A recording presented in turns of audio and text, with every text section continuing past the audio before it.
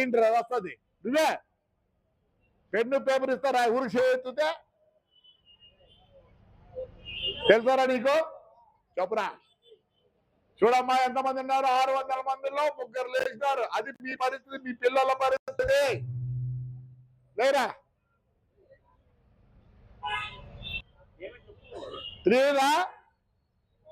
3 ఏమేమి చెప్పురా తప్పు కరెక్టా నేను చదువుకోలే కాబట్టి నేను అడుగుతాను గుడ్ కరెక్ట్ రా ఎంత అషేమ్డ్ మీ పిల్లలు ఉన్నారు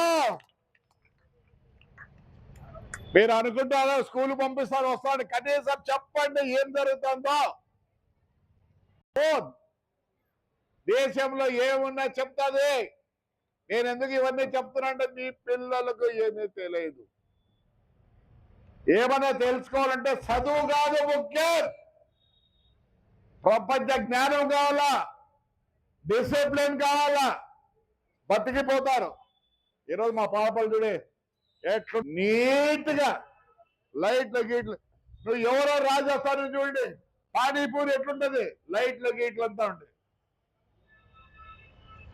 దానివల్ల మనకి అంత జరుగుతుంది చూడు ఎంత ధైర్యంగా ఉన్నారో ఎగ్గులు అమ్ముతారా ఈ అమ్మ ఎగ్గు అమ్ముతుందా ఆ అమ్మ తీసిపోయి దాంట్లోకి సరే గుర్ర ఉండాలి మన 31 కూడా వాడు పైకి పట్టుకున్నాడు ఇద్దే ఉంటాడు వాడు ఏం చెప్తాడు మా తాతలు మా నాన్నలంతా పాలిటిక్స్ నుండి తాడిపత్రికి సేవ చేస్తున్నారు నేను కూడా అదే చేస్తాను అంటాడు వాడు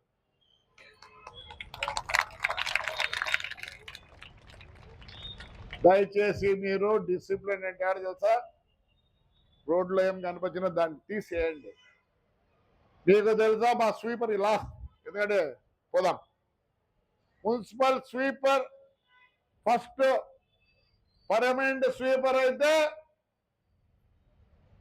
మీ జీతం కన్నా ఎక్కువ 65,000 ఎవరున్నారు మన మున్సిపాలిటీ వాళ్ళు రిటైర్డ్ పర్మనెంట్ వాడు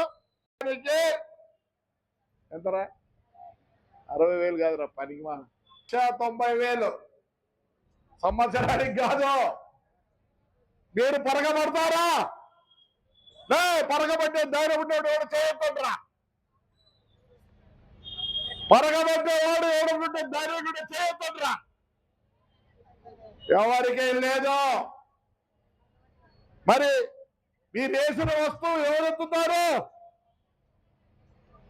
ఎత్తుతారు నేను అన్ని ఎత్తుతా మీరు కక్క కూర్చుంటాడు ఎత్తుతా ఎవరు పుచ్చుకో నేను 69లో నా స్కూళ్ళకు కాలేజ్ అయిపోయింది అయిపోతే నేనే కదా ఓపెనింగ్ చేసేది ఎప్పుడైపోతుంది చదువు 6 నెలలకు అయిపోతుంది ఉద్యోగం ట్రై చేయదు ట్రై చేసినా రాదు వస్తుందరా ధైర్యం ఉందరా చెప్పు గట్టి చెప్పు so you decided do business good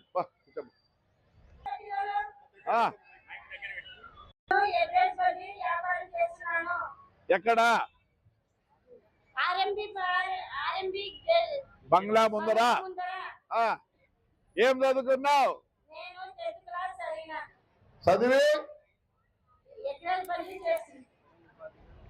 ఎంత వస్తుంది నువ్వు తప్పు చెప్తాను నిన్న రాత్రి చెప్పింది 1400 ఒరే నాయక్గా వీళ్ళు ఎవరు తెలుసా ఎస్టీ అంటే సుగాలి జాతి ఉంది కదా వాళ్ళు ఎప్పుడు ఏం దిగిపోతారు పనికి పోతారు కానీ ఆ పిల్ల మార్చుకొని మొన్ననే ఒక బండి ఇచ్చినారు కదా నీకు ఎంత ఆ బండి ఎంతరా దానికి సబ్సిడీ ఎంత ఇచ్చినారు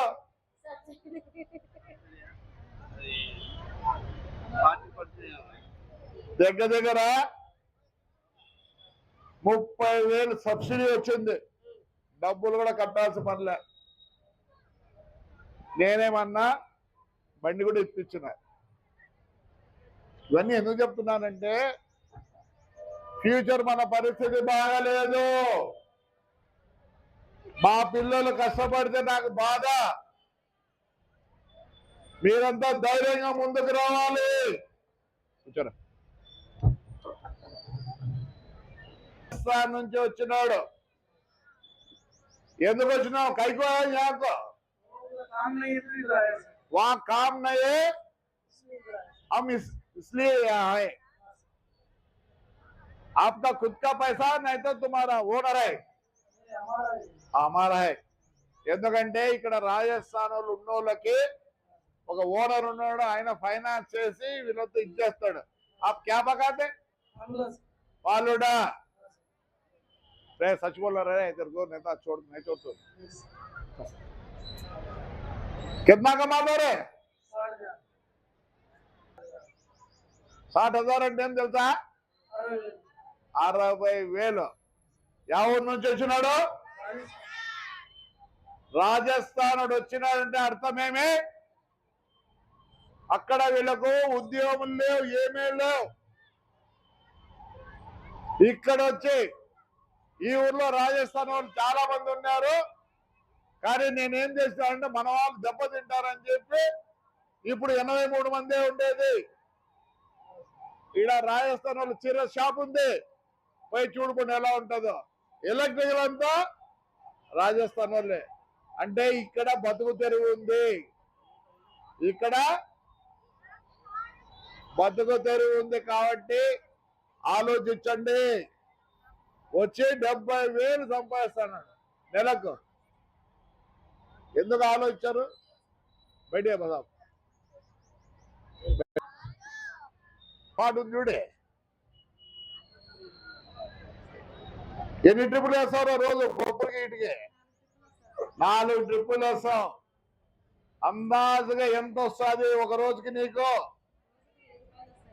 రోజుకు 1000 రూపాయలు వస్తుంది ఆటో. అంటే ఏమైనా చేయొచ్చు పని.